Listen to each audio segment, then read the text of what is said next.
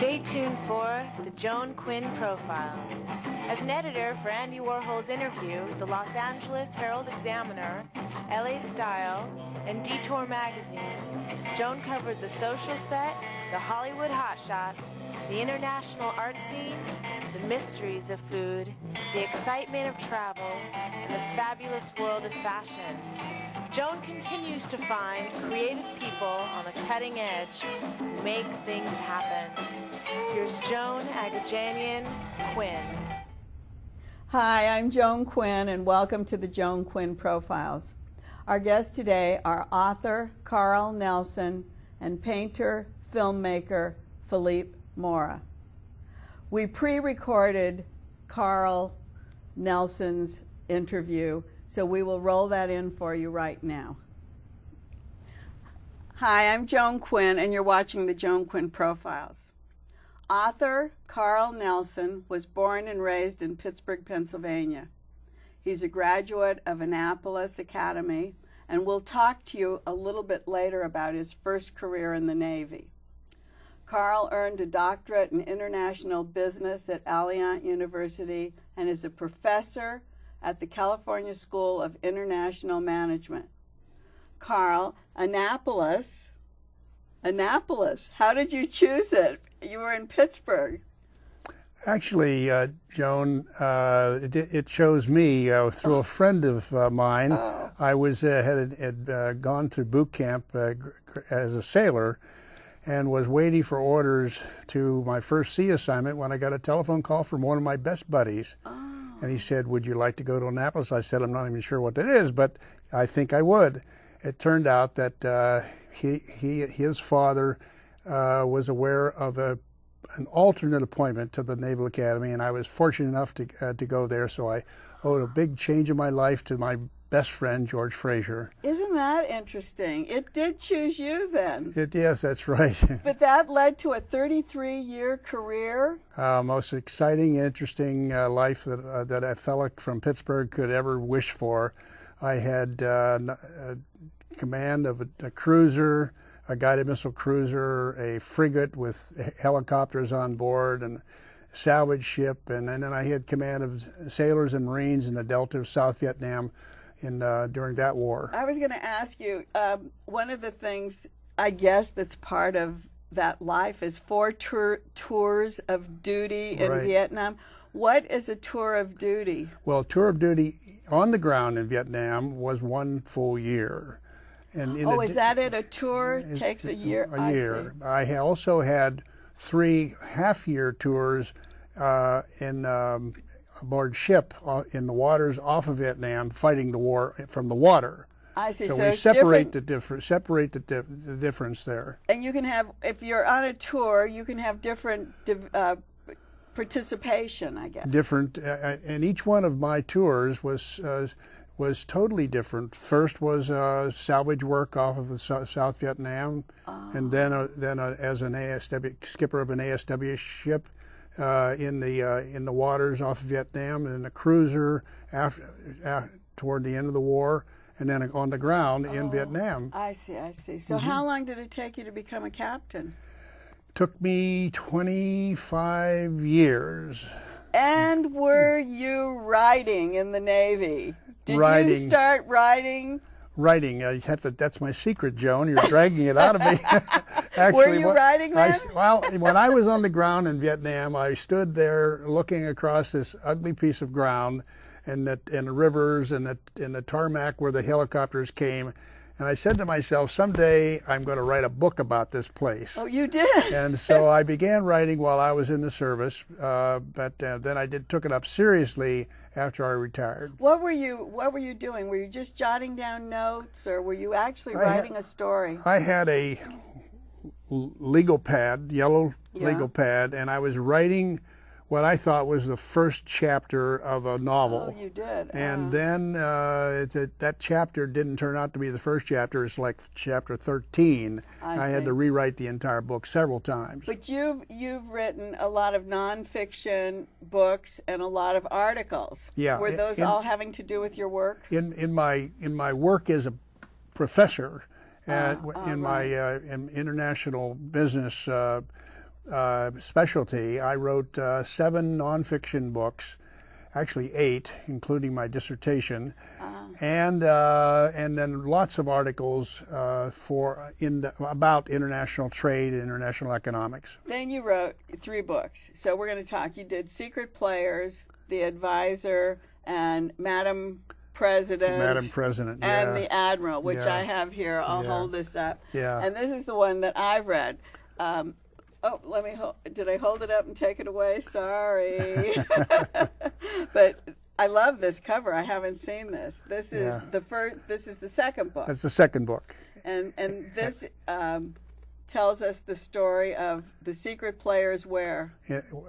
Actually, it tells a story of a Cold War from Second World War to the year 2000, and the last character in this book is Madam President, but before she was president.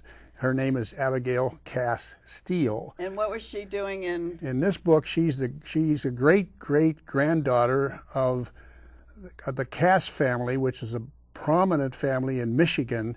And the first, he was the governor of the Michigan Territory, and she's his great-great-granddaughter. So that's how she got oriented into politics. So here we have her in politics. She's Madam President. Yep. And she's having an affair with the Admiral. Oh! Oops. Sorry. Yeah, she lost her husband and stayed and didn't remarry, and the Admiral found her after a lot of years. And But they knew each other, didn't they? They knew each other from, and the Admiral's in this book, and the Admiral's in the first novel as well. Is there anything true? Are you basing it on any facts? No, I'm not. I'm an artist and an author of fiction, so I make it up as I go along, I suppose. So does that mean we'll never have a Madam President? Oh, no. As a matter of fact, the time frame for Madam President and the Admiral is 2013, so there's still time for a Madam President. And what was the inspiration for going back and actually making a woman president? Interesting that you say. What happened was I became infatuated with the Abigail Cass Steele in my book Secret Players, and when I finished the book, I liked the character so much. I said I somehow got to use this character some way. And I sat for some years thinking about it, and finally I said, she's ripe to be President of the United States. Oh, so you made her so. One of the things that I love is the way you've put their thoughts in italics. How did you decide to do that? I see that in books from different ways, presented in different ways, and I think that putting it in italics kind of brings it to the reader a little more clearly that they are thoughts, that are not something else. So I'm glad you like it. Oh, I like it like that. Who do you think will be reading this book? Men and women both. First of all, it's a political military romance thriller, which means that it's a mix of genres, and I'm taking a little bit of liberty, I suppose, and a little bit of guesswork to make sure that we see every aspect of this process of the story. I think the women will like it because it is about a woman president, and it's about a woman who is, in my mind, 3 people: President of the United States. Mm-hmm. A mother of children who have some problems, and a woman who has a friend, a male friend. Who's a woman who's sensitive, who needs someone in her life to share her every day with. He keeps asking her to marry him.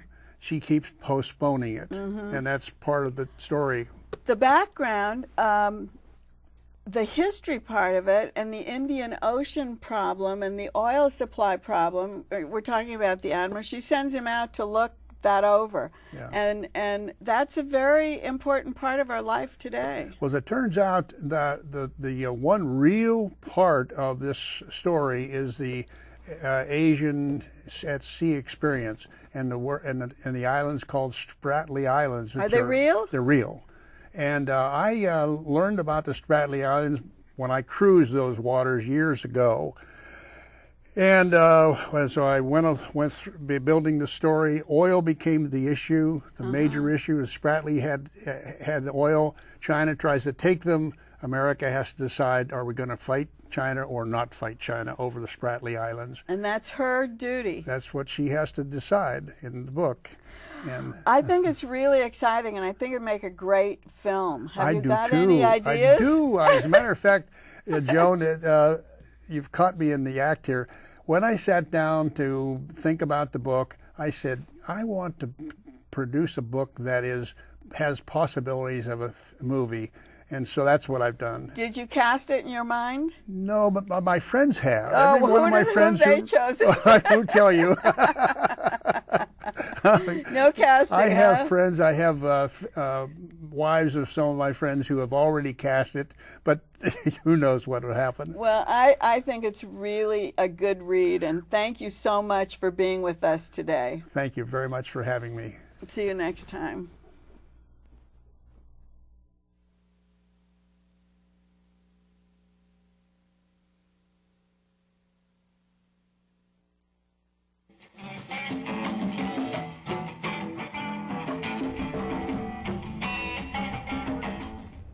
Hi, I'm Joan Quinn, and welcome back to the Joan Quinn Profiles.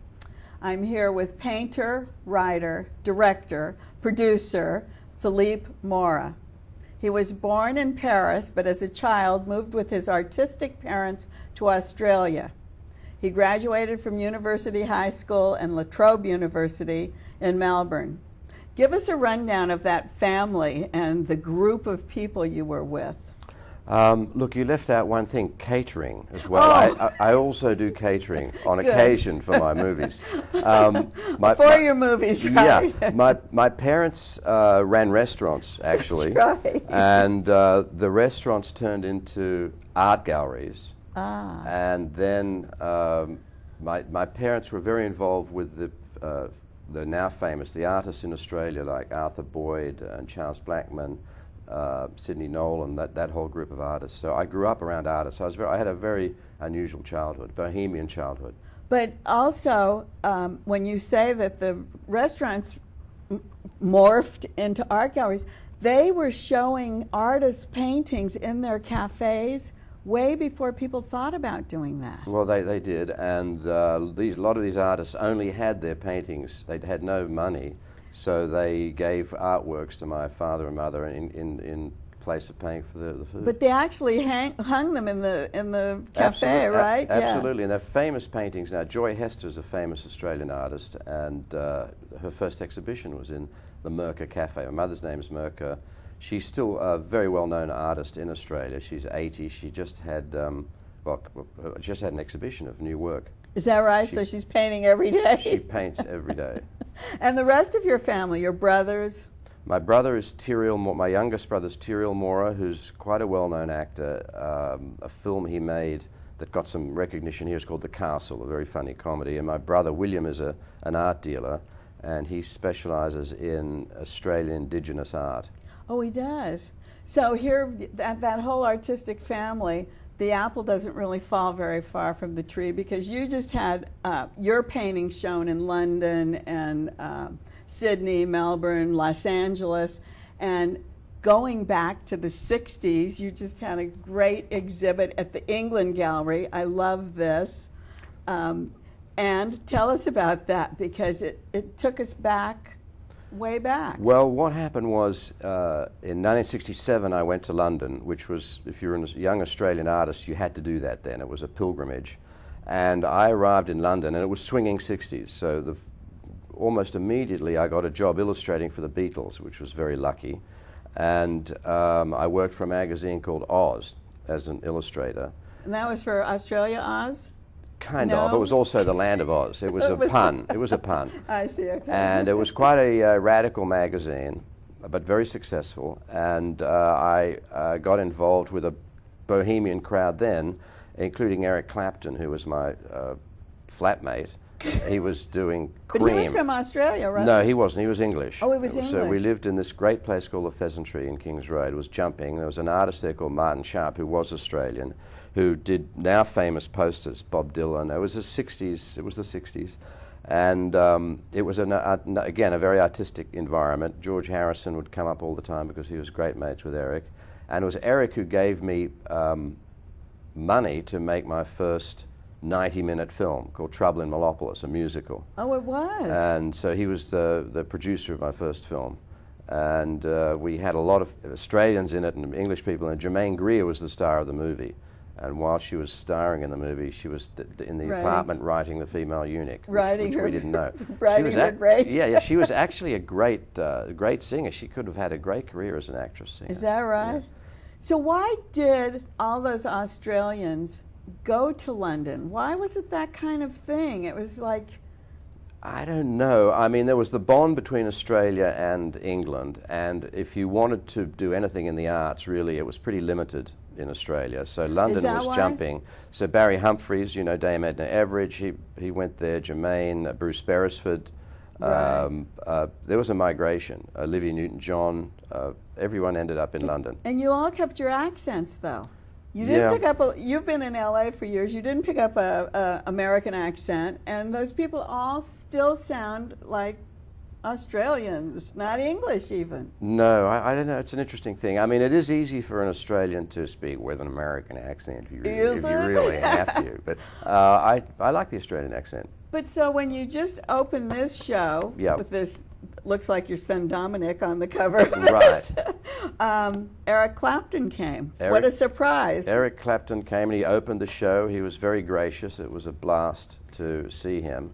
And were your friends excited that you'd all kind of come together again? Yeah, it was a reunion. It was definitely a reunion. And there was a great photographer there, Bob Whittaker, another Australian actually, although he was born in England. He had been the Beatles photographer. He did many of those iconic shots of the Beatles, but that sort of thing. So you said you moved into Chelsea and to Soho, to the Pheasantry. Was that what it was called? Was it actually named that? It was called the Pheasantry because it had been where the royal family had kept their pheasants 100 years ago. It really? It's the pantry.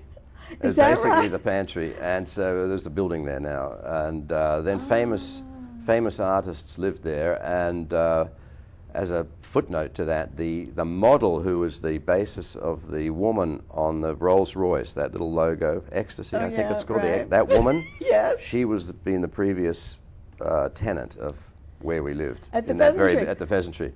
I thought that was a name that you had made up, but it was actually, it was a name you made up, but it was actually after something. It was actually a pheasantry where you keep your pheasants. Unbelievable. As you do in England. Yeah, but you were painting from an early age. I was painting from an early age because my mother basically put a brush in my hand when I was a baby. I had an exhibition of drawings when I was like 4. I was very precocious. But it's interesting because growing up in a Bohemian family actually was kind of embarrassing as a kid. You know, when my mum would pick me up. She's eccentric? Well, she'd say, I'm going to pick you up from school. And I'd say, well, wait a minute. If you pick me up at school, wear the grey dress, the grey jacket, the black shoes. Because you don't want you want to conform as a kid. Be conservative. Yeah, you really want to conform. I'm over that now. Yeah, now you love it. Yeah. So you were painting early on. Did you give up painting to make films?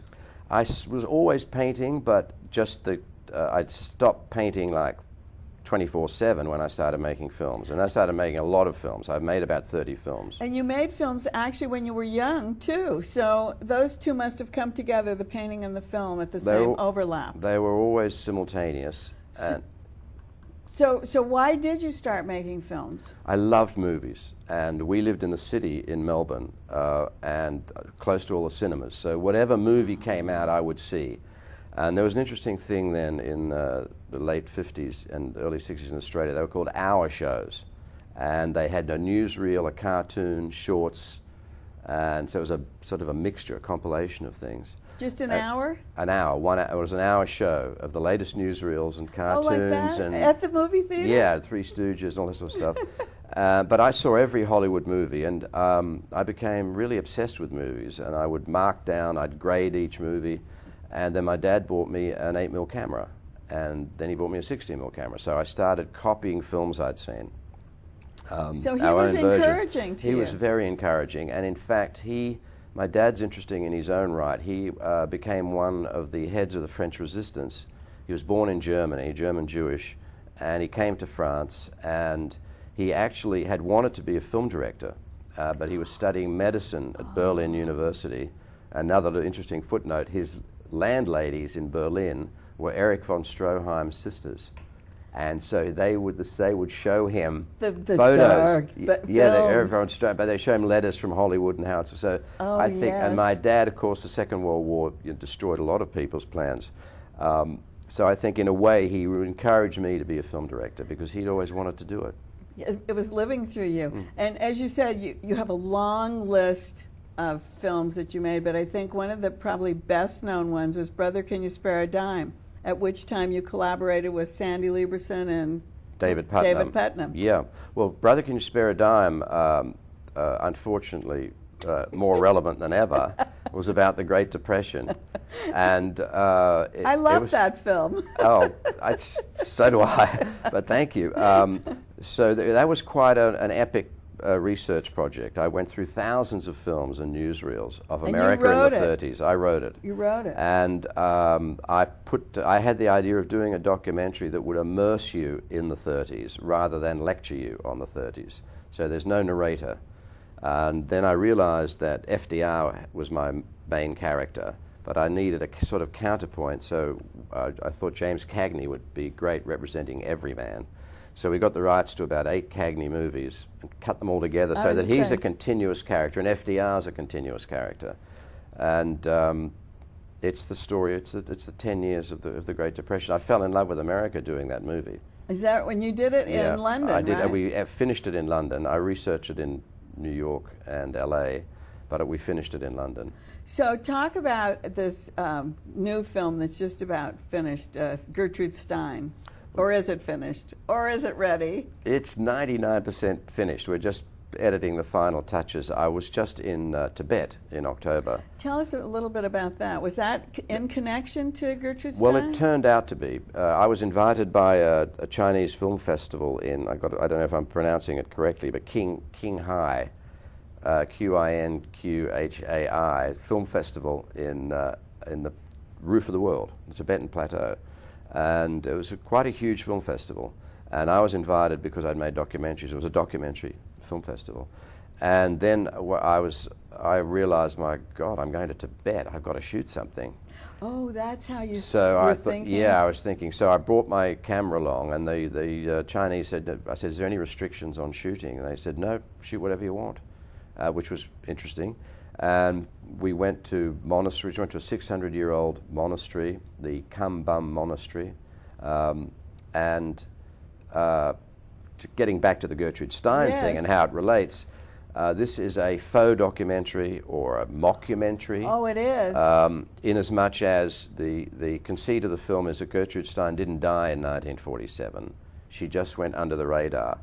And she's been affecting world events since 1947. So you wrote that? Yeah. You wrote that story. So this takes us to China? This takes us to China because one of the reasons Gertrude lived for so long is she was given rejuvenation herbs by the Dalai Lama in 1942. Fabulous. So we shot some scenes there. So so you're using, you can use that, you're using that in the film? Yeah, so we're using that. So the film is done, basically. But what are we looking at? Are we looking at an actress playing her? There's, I shouldn't actually reveal that at the moment. Hurry! I shouldn't reveal it at the moment. But the film's called The Gertrude Stein Mystery. Oh, it is? Oh, I see. So part of the mystery is this is the question you've asked. And what about the music? The music is eclectic. It's really because the movie is the history of the 20th century. Because Gertrude Stein, in a way, was the history of certainly modernism in the 20th century. So she touched a lot of people. So the music is the 20s, 30s, 40s, 50s, 60s. So you can use all of that. Yep. Another film I know you were working on was Salvador Dali, because I came over to your house for dinner one night, and your set designer wife Pamela laid out a feast from the Salvador Dali cookbook. Well, actually, that's how I met Pamela at a dinner party. She had Oh, done a because you're Salvador making- Dali Oh, dinner, it's an old and trick. it was worked on me An old big time. trick. But yes, I'm preparing a film on Salvador Dali, which is a very big film documenting his life, a dramatization, and we're casting, which is terribly difficult because you know, how do you cast an incredible person?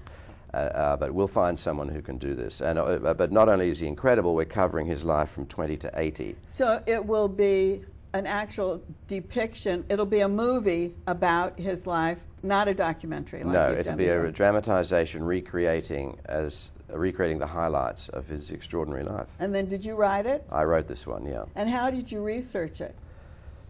With a lot of hours. I've been researching it for years, and I love research. I mean, one of the documentaries I did, which got me really going on research, was Swastika, and we had an incredible scoop there. We found Eva Braun's home movies in 1972. Just from looking? From looking. Well, I saw a photo of Eva Braun with a 16mm camera in a history book filming Hitler, and I just thought, where's that film? You're kidding. And then that led to the Pentagon, and we asked the Pentagon, did you capture any film in Hitler's house? And they said, we'll get back to you. They're very friendly and cooperative. And they said, we can find it under date of capture, not content of capture, because there's so much captured, nothing's been listed as what it is. So they called us back 3 months later, and they said, we've found 8 cans of 16mm Eastman color in Eva Braun's bedroom. Is that what you're looking for? Wow. Well, that was what we were looking for. Well, that film now, you see that all the time. Every History Channel documentary, for example, all the color stuff of Hitler. But that got me going on this research bug. So I have a lot of researchers all over the world helping on the Dali project, for example. So we're going to come up with some extraordinary things. Do you use his books? Do you read to get the feelings of what he did? I read everything Dali's ever written, and I think I've seen most of his work. Went to Spain, of Yeah, course. went to Spain, and that's a whole interesting part of the story. He came to L.A. He worked with Alfred Hitchcock on Spellbound. It's He great. worked with Walt Disney, of course, and that didn't pan out. But there's some of it surviving. I saw some of that at the show at the LA County Museum. But we have to see your film. You do. Thank you, indeed. Philippe. Thank you so much. And thanks for watching. Keep writing at 777 South Figueroa, 44th floor, LA 90017. But send me some emails, jaquinn1@aol.com. Bye. Thank you, Joan. Thank you.